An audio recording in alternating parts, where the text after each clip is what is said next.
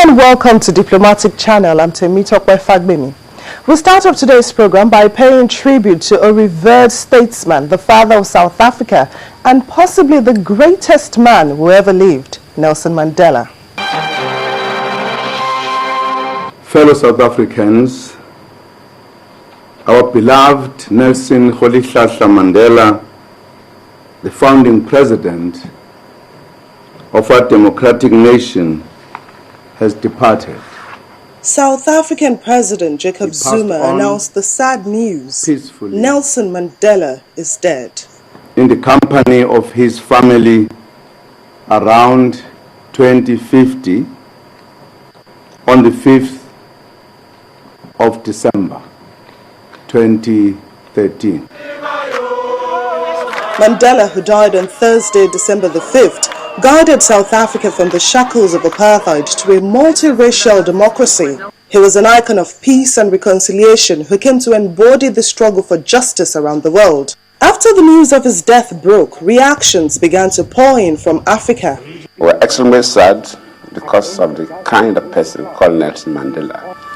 At the same time, for what he has done to Africans, especially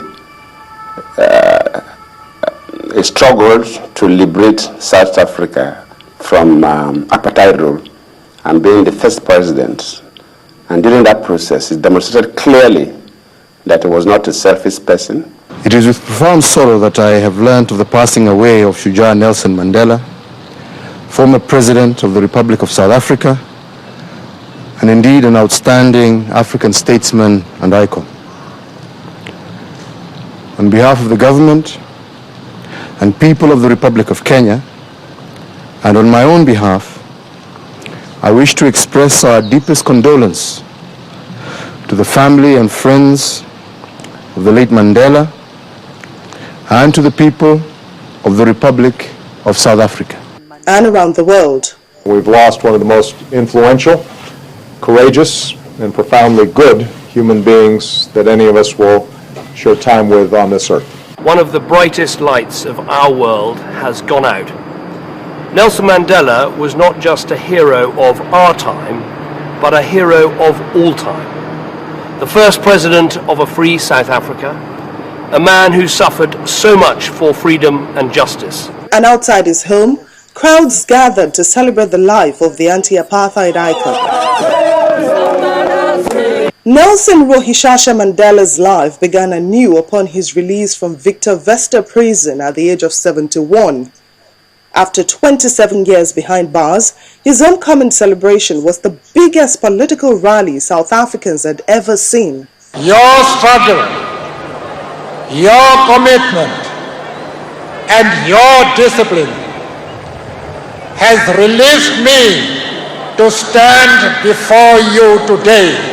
Born to a Xhosa chief, Madiba, the clan name by which he was affectionately known, studied law, working part-time to support himself. When South Africa's African regime introduced apartheid, he joined forces with the then militant African National Congress, or ANC, but he remained committed to non-violence. Then on March 21st, 1960, a breakaway organization, the Pan-Africanist Congress, organized a peaceful protest against the despised passbook laws. When we shall lead you to freedom. It took place in a township south of Johannesburg called Sharpeville, and 69 protesters were killed that day. Mandela turned to violent resistance and formed the ANC's armed wing, Umkhonto weSizwe. In 1963, in a move to quash the armed struggle, the government charged Mandela and several others in the Rivonia treason trial. Sentenced to life with hard labor, the leader entered the darkest chapter of his life. Locked away in an island prison with his image banned from local media, Mandela's then wife Mwini and fellow ANC comrades rallied support inside and outside South Africa.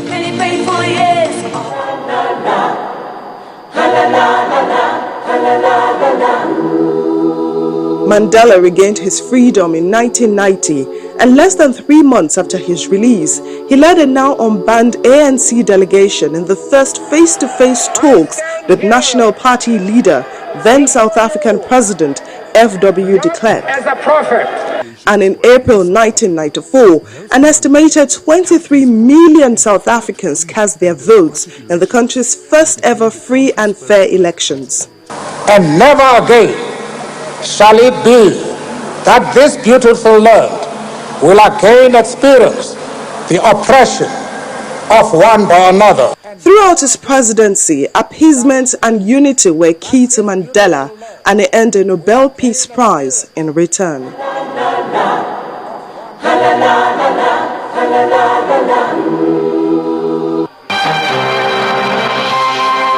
There's no doubt that Africa, and indeed the entire world, has lost an icon, but hopefully other world and African leaders will take a cue from him in nation building. Now, Mandela may be dead, but his legacies live on. That's coming from the South African Consul General to Nigeria. Ambassador Mugeti Munaisa spoke to our Foreign Affairs correspondent, Amarachi Ubani. Take a look.